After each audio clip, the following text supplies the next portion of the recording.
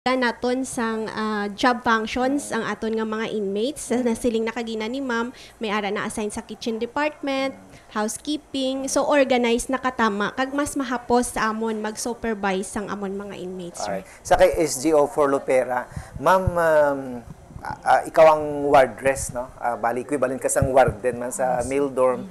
Ang imong figure, wala nagapakita nga daw ikaw isa ka tough figure nga dapat makakuha sang respect, no? Kaya kung wala sang authority kadira ang ato nga mga inmates hindi man magtuman, no? So ano ang manners sang pagkabakod, no? Nga mangin tough figure kadira sa lod sa aton nga dorm. Siguro sir, masabat ko lang mangin firm lang. Okay. At the same time ang approach hindi man nga sila nga tungod nga preso sila, amo na sila bala ka hardcore gid sa sulod. Okay. Mostly they are detained per inmates nga naga-undergo pa sang trial sang ilang nga kaso kag wala pa kita kabalo kung ina sila masentensyahan or hindi. So ang approach kay because nga female sila, naintindihan ko kung ano ang ilang nga mga basic needs, kung anong ilang nga mga needs sa ilang nga self. So ang approach ko daw nanay ako sa sulod.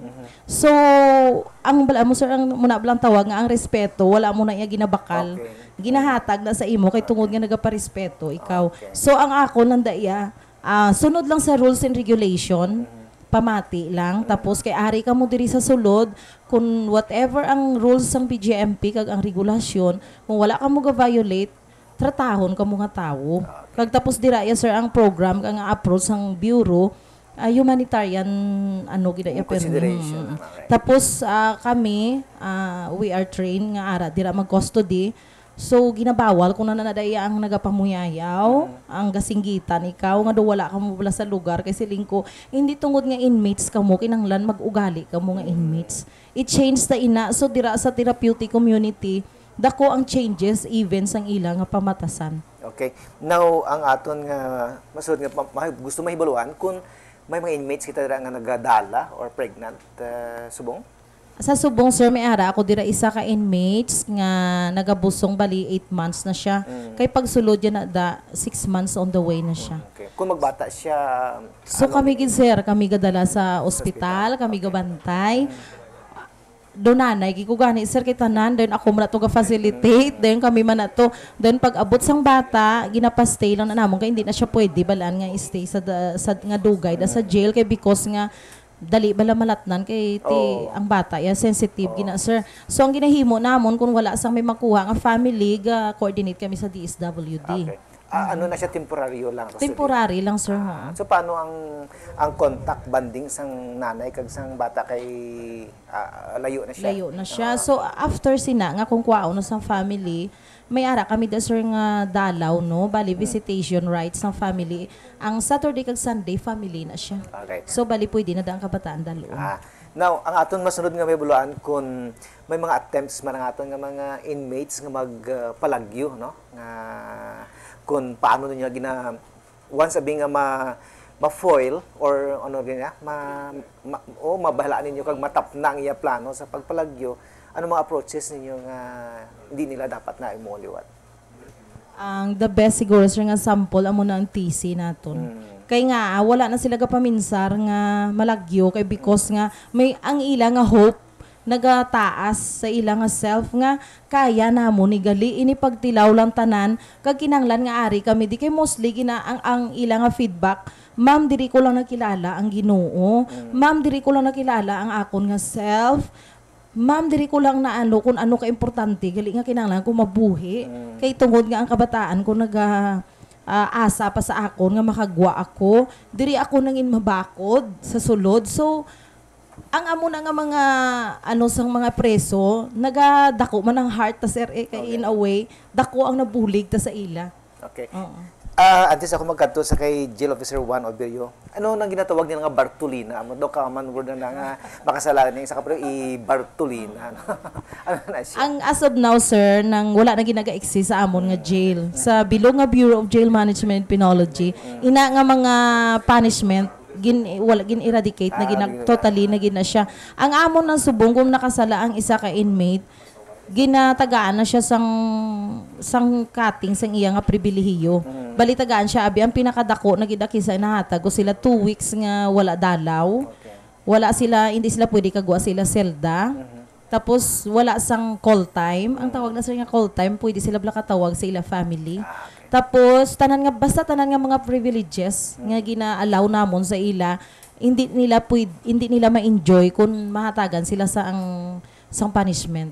Okay. So wala na ang Bartolina. Sa kay Jail Officer Juan Oberio, ma'am, considering nga isa ka kababae, kag wala man sa ginatawag gabi nga discrimination, no, kay sadto anay kun sa mga jail, sa mga lalaki man nga mga jail guard ang ginapahantang subong may mga kababae na kita no nga na-assign. So wala mo na ginakabi gabi daw threat man sa imo abi bilang babae nga maara dira. Yes, sir.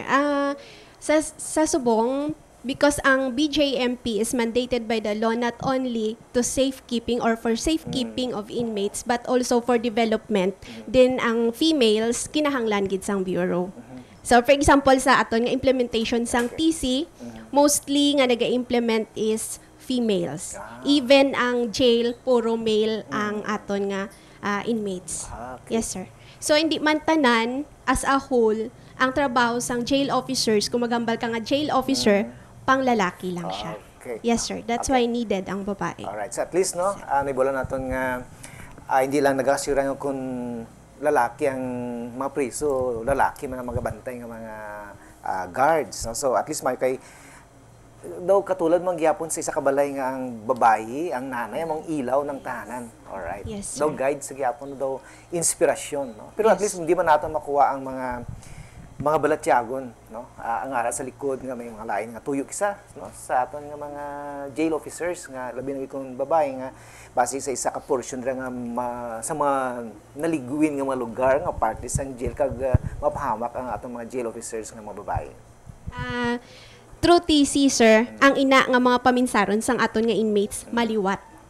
It's because ma-realize nila ano ang sala nga hindi na dapat buhaton kag ano ang dapat nila buhaton. Okay. So amo na ang namigid sang TC sa subong. So hindi ka na masiling nga when you go to a facility like BJMP, pareho pa sang movies nga makita naton or sa TV nga kaharadlukan ang jail. Amo nang nami subong, sir. It's because nga paghambal mo nga inmates ang kadtuan mo, hindi ka maghambal nga matret ikaw pagsulod mo dito, makulbaan ka. No, hindi na siya amo na. Ginaliwat naton ang perception sang jails through therapeutic communities. Alright. Right? Yes. Sa ato na bilo mga siban nga mga prisuhan, sorry sa word pero no. Nang may ara na sila nga do may mga library, no? Library nga aton nga mga inmates sa ila nga mga time may do may schedule sila nga makabasa sila sang magazine, comics, libro. May portion man nga may ara sila nga viewing room, movies or television. Sa aton subong may ara man kita sila nga mga facilities. Okay, ma'am. As of now, dira sa akon sa Iloilo City District Jail Female Dorm, every cell may TV sila, sir. Okay. Kay balaan mo kagamay lang yan sang amon nga lugar. As of now gani nagalabi kita sa aton nga Bilabid City Mayor sang lot allocation para nga maka-implement kid kita sang rehabilitation sa aton inmates kay ina dira ya gutok kid kami subong, sir. Kay ang maka-cater lang ginadatani 25 to 30 inmates lang. Okay. So as of now 74 bala kami. So makita ta ko ano kagutok sa ila. Ti sa amo sina ginalaw na lang nakon nga may TV kay at least hindi bala sila maburyong gid sa sulod nga tawag nga maboard gid sila, sir. Bala mo ang mga terminology dira sa sulod lain sa sagwa. So amo na nga ang through TC ginaamat-amat naton bag-o. Pati ang ilang mga ways ang panghambal, pati ang ilang mga attitude, so behavioral changes, sir. Kaya bisan gani sa mga younger generation, ang ilang term jijimon gani sa mga text messaging, no? So may mga linggo ang sasulod sa aton nga mga dorms. Now, sa bahay niya si Jail Officer Juan Oberio, considering 666 ang imo tong mga sakop dira, hindi sila gutok. Yes, sir. Gutok gid ka tama. Okay. Although nga dako na gawalan tawon ang facility sang ungka, pero sir, kung intsaktuhon gin nga ratio dapat ang makaigo subong sa amon dira nga facility is only 200. So lantawon mo siya, dako-dako gid ang sobra sang inmates nga ara dira sa Subo. Okay. Kaya at least, ginpamangkot ko ni kay ni part pa ni sang rehabilitation nga magpayo man ang kaimtangan ang welfare ng sang preso kung daw maayo man ang ilang kondisyon. So ano mga plano sang aton nga gobyerno no nga mapayo ang facilities sang dorm kag both sang dorm female kag male dorms. As of now, sir, kay we are following it up. Last week, nagkadto ako kay Mayor, kag nag-promise man siya nga may allot allocated para sa female sang babayi. So, muni nga sa buwas Friday, hambalya, ma-session na lang last session for approval sang City Council. So, hopefully, sir, kagang aton nga beloved Mayor, walang sawa, gidya sang pag-support da sa aton, sir. So, kung ma-implement nga matagaan kami sang lot, dako gid nga sir kay tagaan kami sa bureau ka budget para sa maayo kag nami nga facility. So bali palabuton na or ginaplano pa lang. Palaabuton, sir. Okay. Kay as of now si Mayor na sang iyang awards nga mahatag sang lot. Matag siya. Daw ano sa inyo observation daw ano ka ang kadugayon bala sang pag panaog sang sentensya sa aton nga mga inmates makapiktar man sang ila attitude. Dako gid, sir, kay nga nagaka-depress sila because ang kadugayon. Okay. Ang depression dako ina siya nga factor nga naga-create sa mind nila nga ma-suicide sila, makumit sila mga amo sinabala kag mapapansin, masinabad. Kay through that way nang pansinon sila sang amon da mga jail officers tapos tagaan sa sang atensyon, igo mo ma-saysay gid kung ano ang halinan, nagaka-board na siya. Kag nagakatakaan na sa sulod kay because ang kalawigon sang lakat sang ilang sentensya.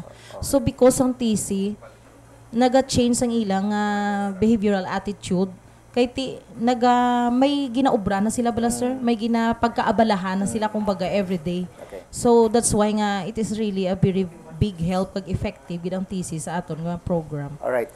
Mamangkot ako sa inyo kag si Jail Officer 1 very magasabat man sini no.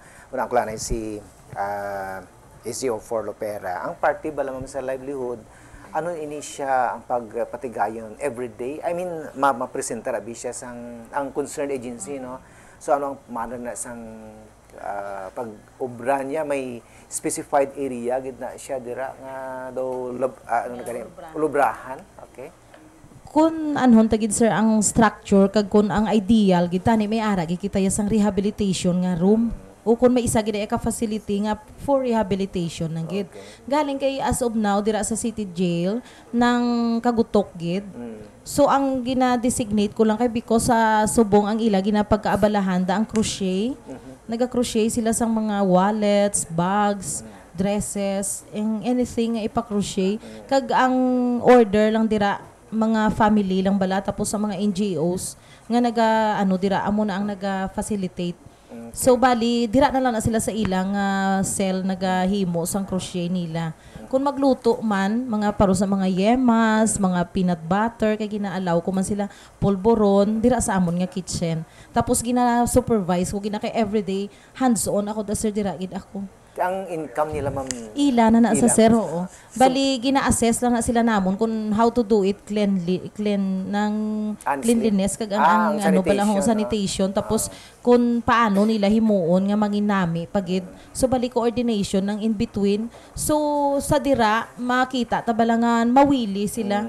May ginapagkaabalahan sila sa sulod. So kakadula ang ilang nga depression kag ang ka-board nila dira sa sulod. So may idea kita ma'am kung pila ang ma-income sang dako man, sir, ang bully kay mampapati ka mo, sir, sa hindi ang aton mga televiewers no. Muna gani nagapanawagan man ako, sir, through this nga nali kung gusto may mag-order mga yemas, mga polvoron kadto lang kamo sa amon sa Iloilo City District Jail. Kay kanamit gid, sir, sang amon nga product nalipat lang ko magdala sang sample. Nang tapos dira mga mostly schools ga order, sir. Okay. Income generate na gid yes, so tinang dako gid, sir, kay ang ila nga mga bata dira pagakadto kag mangayo sang pang-adlaw-adlaw nila. So dako gid, that's why nga ang pag-attend na ako sa summit sa ALS ang ang Alternative Learning System. Nag-coordinate ako through TESDA kag sa muning nga month i-follow up ko lang sir kay may ma-donate sa akon sang isa ka sewing machine.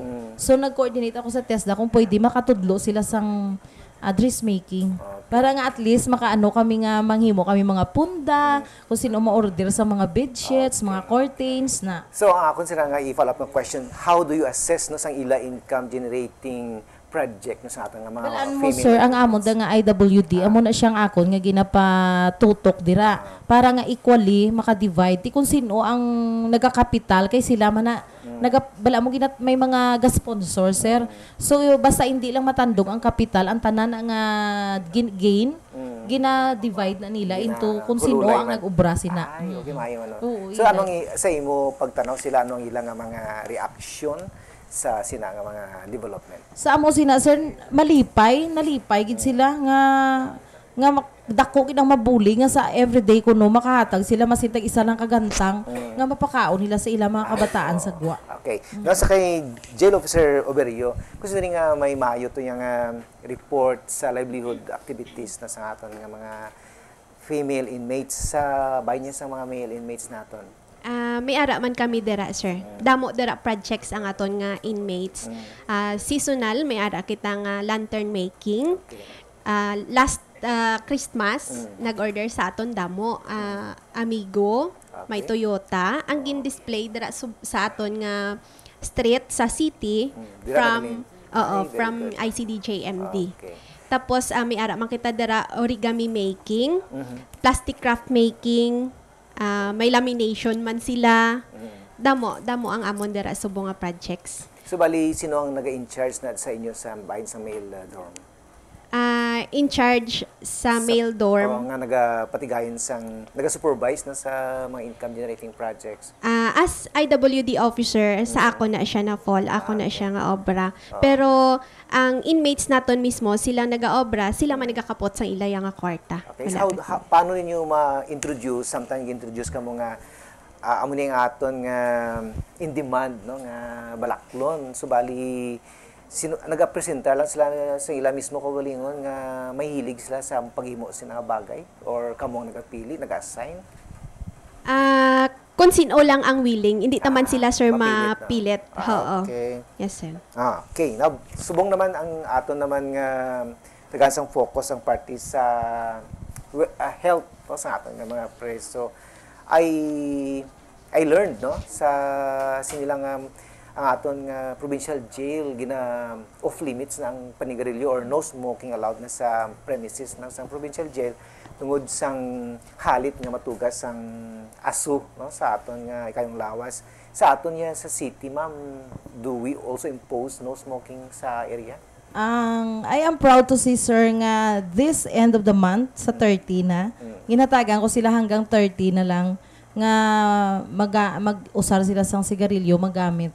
Sa muning 30 magiging smoke-free area na ang Iloilo City District Female Dorm. Kay because ang ordinansa man ni Mayor nga kinahanglan ni-implement agid. So ginistorya ko na sila, gin-dialogue ko kay amo ni sir ang bisyo nga do ka budlay gid kwaon. Okay. But before that nagpa-seminar ako sang PTB para nga maintindihan PTB? nila bali tuberculosis na sa sir bali parte ina sa galap na gid bala nga masakit especially dira sa jail ang TB.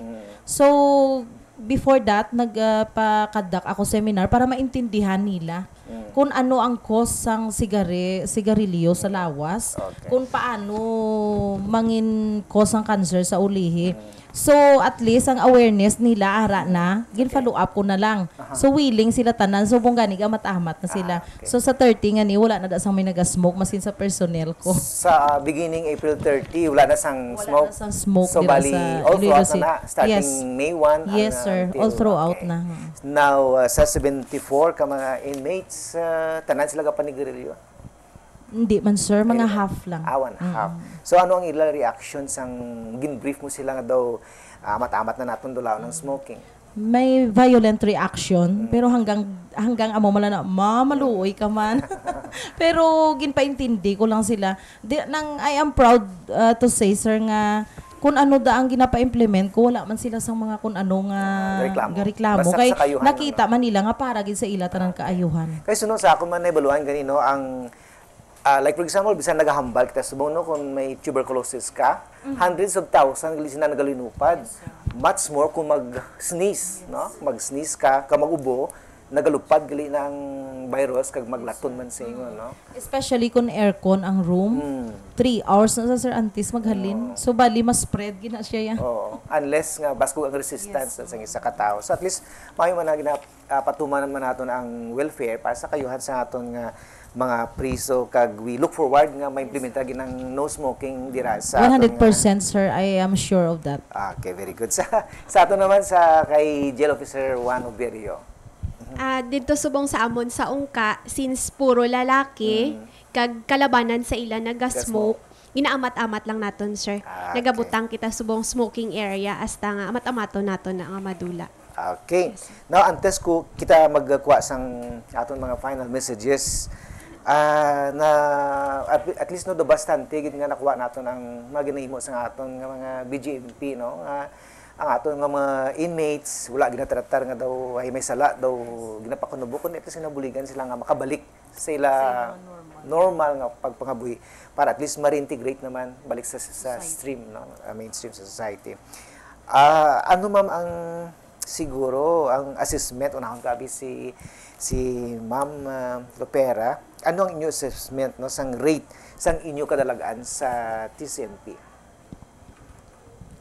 As of now, I am proud to say nga ang Therapeutic Community Modality Program is a very effective self-help program for the inmates, especially through rehabilitation sang ilang nga mga attitude kag behavior changes sa ilang pagkatawo, sir, no? So dako gid ini nga bulig kag kanami gid nga program sang bureau kay iniya self-development, self-help nga within sa ilang nga self may acceptance sila kag at the same time willing sila nga madisiplina sila. Okay. Nga ang ilang nga attitude kag ang mga behavior ma-change through this program.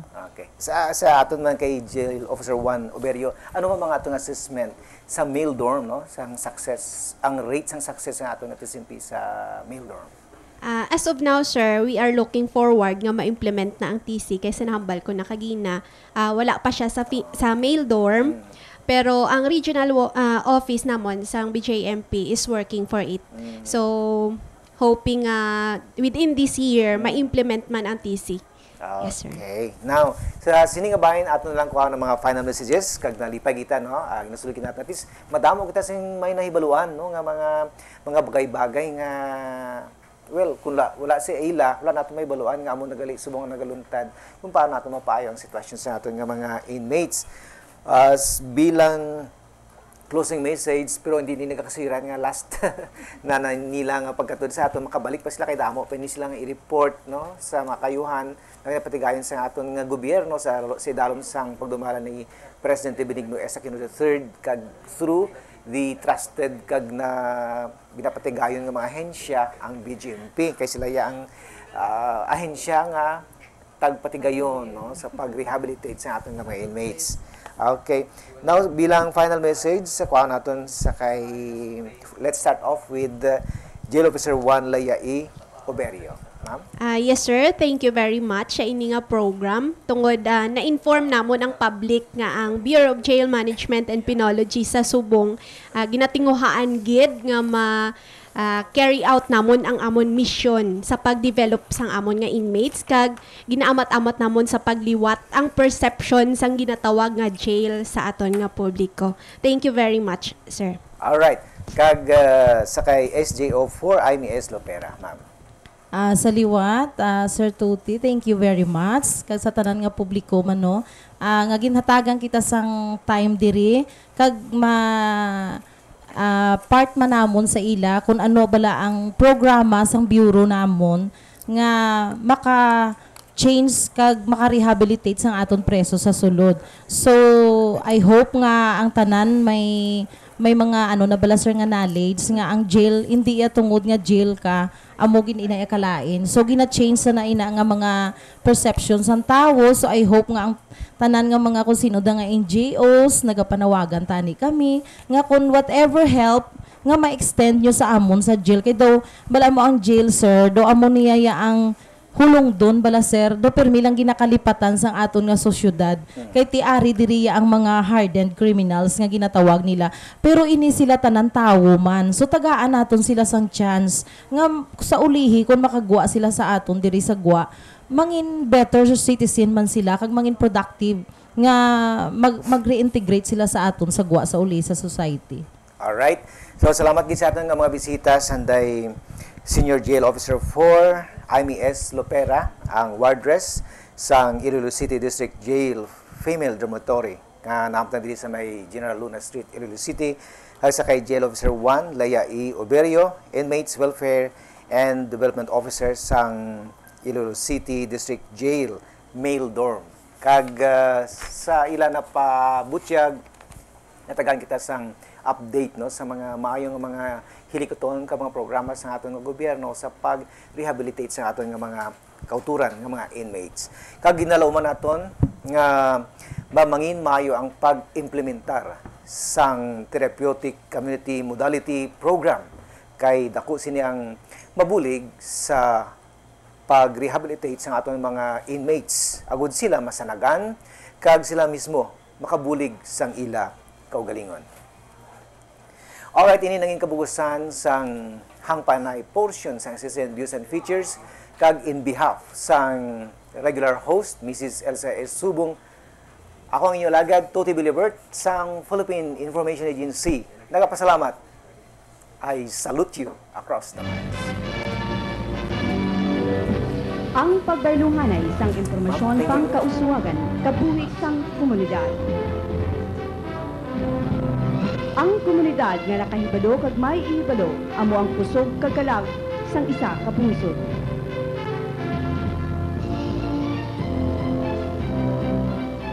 Sa paglumpag naton sang kaimulon, sa pagbabakod sang moral standards sang panghimanwa, sa pagpabago sang dagway sang pamulitika sang pungsod.